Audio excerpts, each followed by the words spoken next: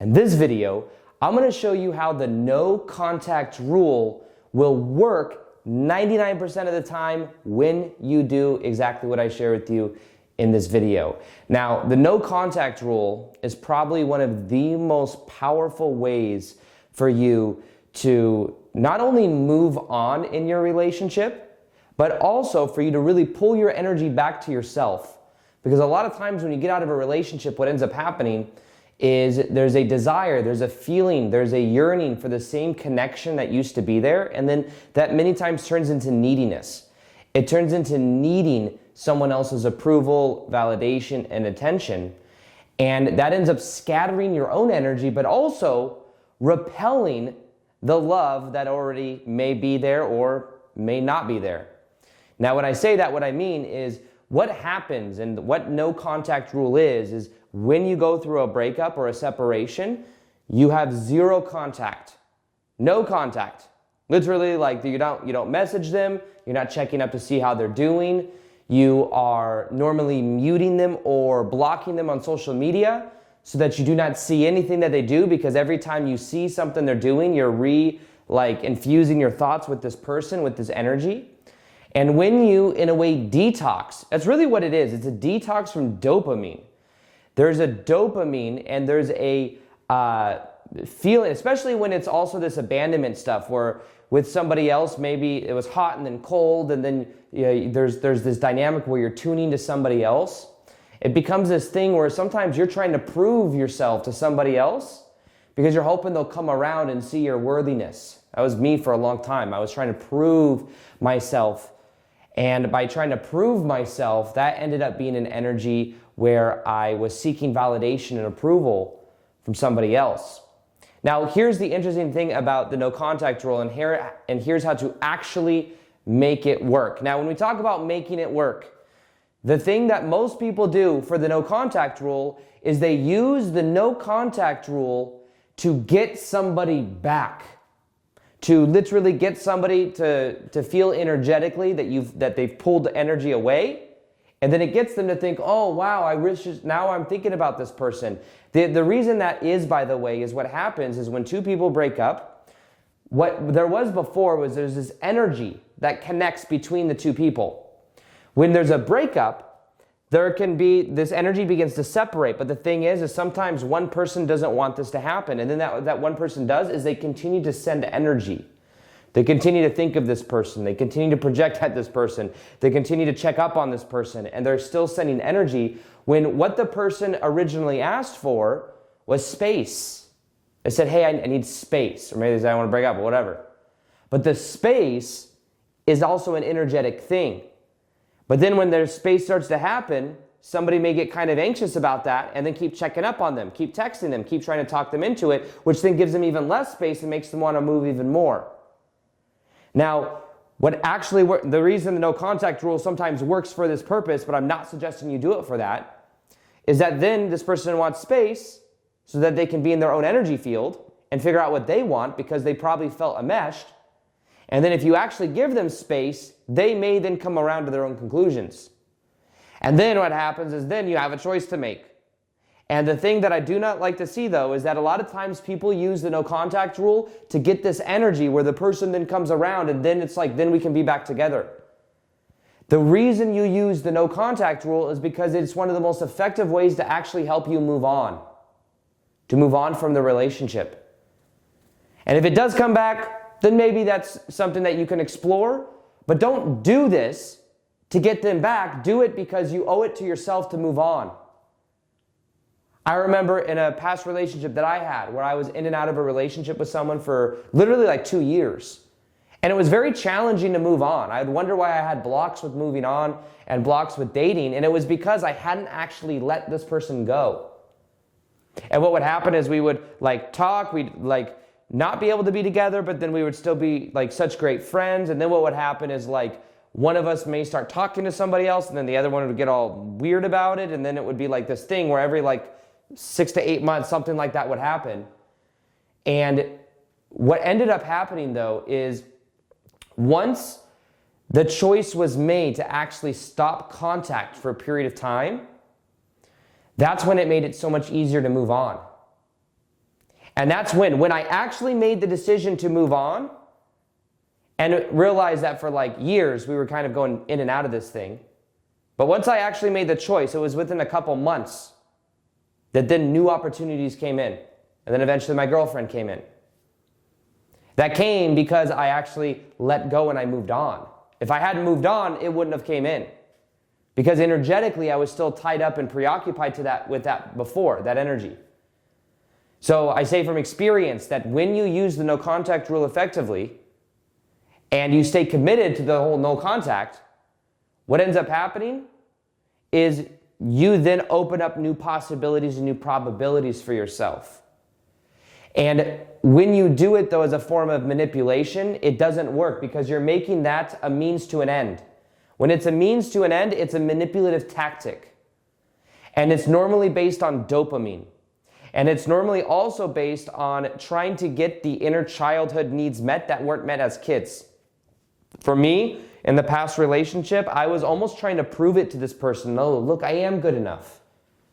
Look, I stick around no matter what. I have all these, like I'm indispensable because I overextend myself so much. That was the belief, because there was a belief there that I'm not worthy.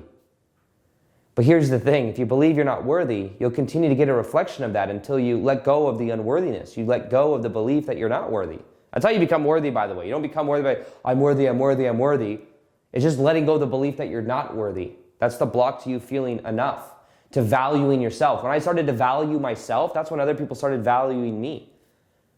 It was very interesting. It's a one-on-one reflection.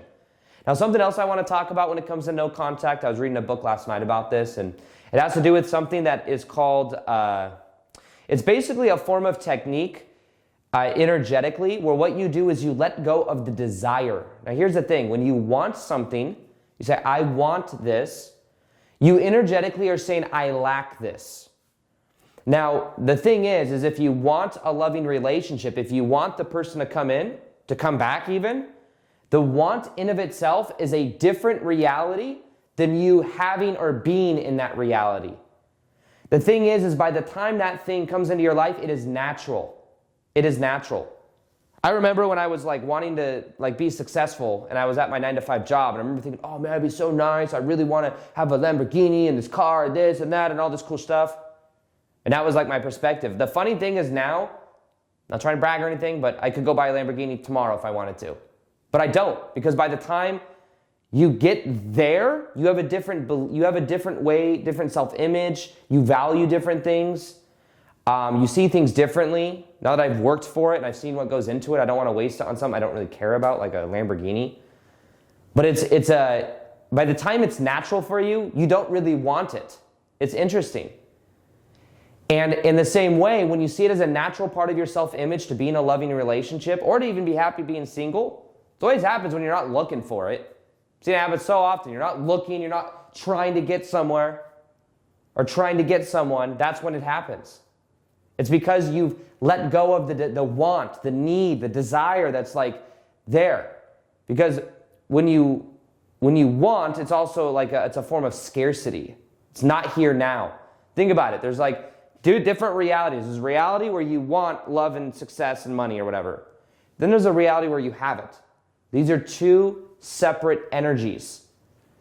And the energy of want lacks it. People feel what you feel. So you end up actually repelling the love in your life. You end up repelling that energy. So instead, what I recommend you do is you let go of the desire. You let go of wanting. That's what happiness is, by the way. Happiness is an acceptance of the present moment, not wanting it to change. And when you can be happy with where you are, you then allow other happy things to come in as a reflection. So one thing that I've had to learn to do, and I've used this technique in many ways. I remember when I was in Vegas and I was getting into a new house, and there was a house I really wanted. I was going to rent it, and I really wanted it, and there were other applications on this house, and I remember catching myself wow, I really, really want this house. And instead what I did is I knew I wanted it, but what I did is I visualized myself there and felt as if it was natural for me to be there. I imagined in a meditation what it'd be like to get up every morning. I knew what the layout of the house was, to go into the bathroom, to go into the other sides of the house, how good it would feel for me to have all this space to create content, because at the time I was living with friends and that was kind of annoying and something I wanted to change because it was like weird when I could film and I always had to think about where they were. So anyways, I would visualize that. I would feel it and I'd see it as natural, not as a big old pedestal or pedestal, whatever, however you say that word. Sometimes people correct me in the comments like, Aaron, it's not pedestal, it's pedestal. Okay, it's pedestal. But with this, the thing to become aware of is your own energy that you are emitting. And one thing that is the key to this whole no contact thing as well, it's pulling your energy back, bringing it inside your body, and using something called FOI. FOI, F-O-Y.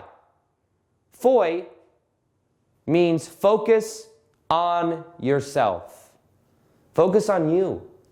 I think a lot of times when we go through childhood stuff, we then focus on everybody else because we think that's the source of the problem. I know for me a long time, when I was in past relationships, I'd be like, oh, it's they're not coming around. They don't see it was always on them and them not doing the work or some BS, which is then energetically holding them in that space, which of course there was work that I wasn't doing for me to actually attract that.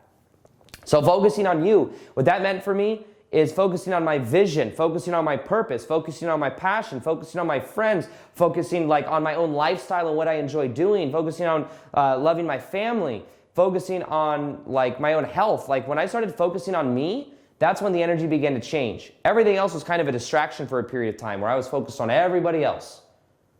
And then it got easier for me to set boundaries because that was always a problem in relationships and friendships. It was like hard for me to set boundaries. Well, people would ask me to go do something and I'd say, well, do I want to do that? What do I want to do? Is that convenient for me or is that out of the way? These are things that as I became aware of, it completely transformed my own energy field because it allowed me to then bring my energy back and to be in my passion energy, allowed me to increase this. By the way, that's what PEB stands for, pull your energy back. It is so powerful when you do that. And when it comes to no contact, the major keys are not focusing on using no contact as a means to an end to get the person to come back. It may be a side effect of that, but you really have to decide, what do you want? And is that natural for like this new version of you that is being loving yourself, feeling happy, following your own purpose, focusing on yourself. These are all things that transform your life the more that you embody that energy. Now, if you haven't seen it yet as well, I have something called the MAP process, the magnetic activation process. If you want to learn step-by-step how to activate more magnetic energy than ever before and really create your dream life, it's a step-by-step process with a PDF and a training video, then go to aarondowdy.com/map. That's aarondowdy.com/MAP. Check out that free training. Watch how much it changes your life. And if you want to understand what energetically happens when no contact happens, what happens energetically, watch this video right here. What is called no contact is one of the most powerful processes or energies that you can infuse into what you're experiencing if you find it hard to let go, or if you find that the more you try to make something work with somebody, the more it butchers up the process. This is something that changes